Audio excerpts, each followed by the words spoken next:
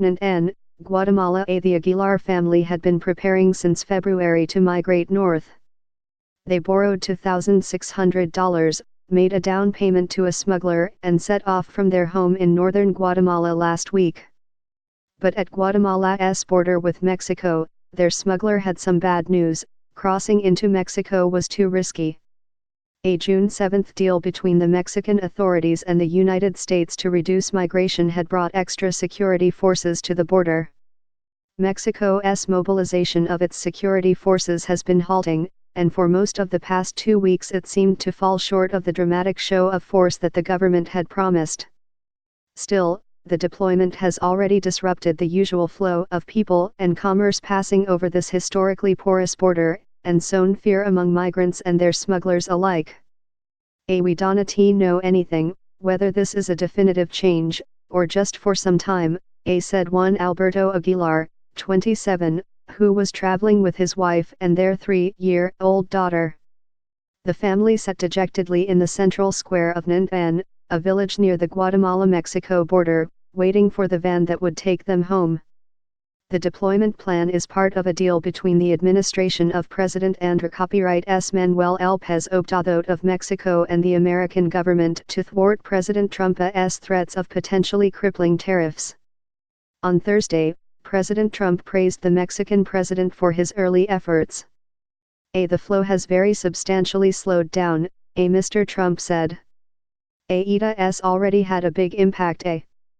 In Ciudad Hidalgo, a bustling market town in Mexico near the southwestern end of the border, vendors say they have seen a significant falloff in business in the past 2 weeks. Most of their clients are Guatemalans who avoid paying duty on their purchases by returning illegally to Guatemala on rafts that ply the Suchiate River, which demarcates that section of the border. The people are scared to come because they fear that the government will come and take their merchandise, said Mary, a vendor in Ciudad Hidalgo, who asked that her last name be withheld for fear of government persecution. We live from that commerce, eat from that commerce. Across the border, in Nanpan, Guatemala, Sylvia Abaja, 30, the owner of a general store, said she usually traveled to Mexico once every 3 months to buy products such as soap, deodorant, and toothpaste. But the new security measures in Mexico had spooked her. She, too, had heard that the Mexican authorities were seizing shopper-style black market goods. I am thinking of not going over there anymore, she said. But the effect of the deployment has been felt most significantly among undocumented migrants, who now see a more impenetrable Mexico. Jonathan, 28, a Nicaraguan seminary student, said he fled his home after being subjected to government persecution and death threats following his participation in anti-government protests last year. He first tried to settle in Costa Rica but, facing more death threats there, he flew to Guatemala and traveled by land to the border with Mexico. He made it to Frontera Comalapa, 25 miles into Mexico, before the new migration control measures brought his trip to a grinding halt. I never thought it would be like this, he said, sitting in a soup kitchen one afternoon last week and considering the possibility that this was as far north as he was going to get. 3 Nicaraguan friends who had also made it to Frontera Comalapa had already returned to Central America to wait for a better moment to try to reach the United States. But returning to Nicaragua, Jonathan said, was not an option for him. His goal was still to reach the United States, which promised a far better livelihood. I am going to fight, he continued, requesting partial anonymity because of his legal status in Mexico. I am going to do everything possible to get there. For now, however, he is weighing the possibility of applying for asylum in Mexico. Migrants advocates say many more Central Americans and others are opting to do this, as it is one of the few options left amid the crackdown. Elsewhere along the border, entrepreneurs who make their living offering services to migrants have seen a drop in demand.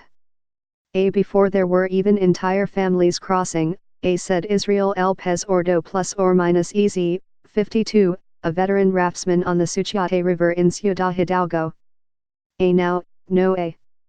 In the Guatemalan border town of La Mesilla, near Frontera Comalapa, Carmelo, 50, a money changer, said that several people he knows, including friends and family, have aborted plans to migrate north in the past 2 weeks. It's not good, he said of the new measures.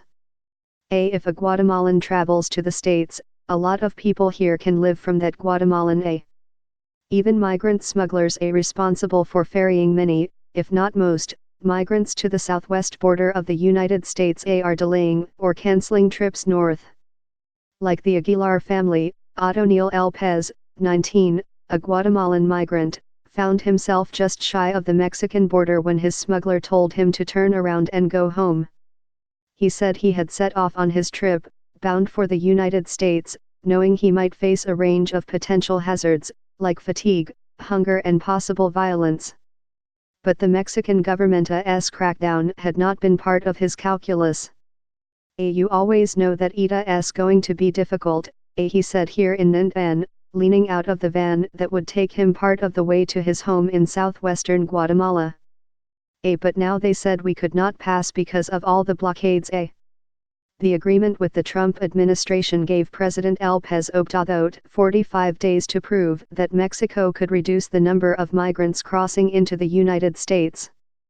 Mexican officials initially said they would send 6,000 members of a newly created National Guard force to southern Mexico to impede the northbound flow of undocumented migrants.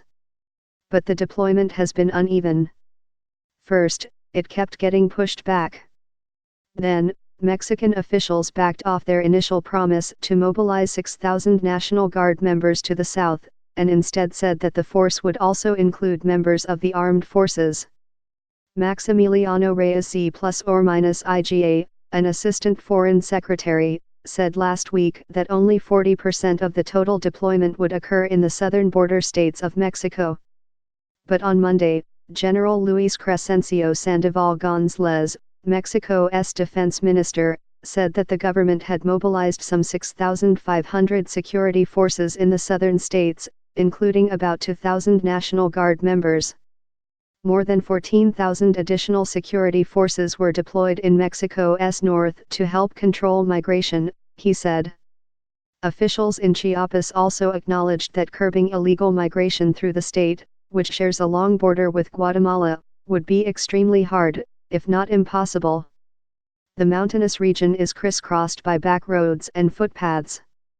And residents and others speculated that entrenched corruption among government officials who have abetted smugglers and migrants would not be eliminated anytime soon. But the number of government roadblocks along some main highways in southern Mexico has increased, local residents say, and the migration authorities and security forces working with them seem to be more thorough in checking passing vehicles for undocumented migrants. The authorities have also started the more ambitious work of combating the smuggling operations that are responsible for escorting many, if not most, migrants north. Migrants advocates have warned that the crackdown could invite human rights violations, concerns that were underscored by the recent shooting death of a 19-year-old Salvadoran migrant who was riding in a truck bound for the United States border. Witnesses told investigators that men dressed in police uniforms and driving a police vehicle opened fire on the truck after it passed through a migration checkpoint in the state of Veracruz and sped away. While National Guard members are still scarce in the southern border region, military forces, some of them outfitted with National Guard armbands, have been newly mandated to conduct night patrols, and to question the occupants of passing vehicles and inspect their cargo. Immigrants advocates anticipated that the increasing presence of security forces would continue to drive down the number of people trying to migrate north, but they expected that in time, the flows would rebound, perhaps through more remote and dangerous migratory pathways. It's going to be like when Trump became president, and the rate of migration went down for several months, but then went back up again, said David Tobasura, a Chiapas-based immigration consultant for the American Friends Service Committee. This is not going to stop migration. Surely in a few weeks or months, it will go back up.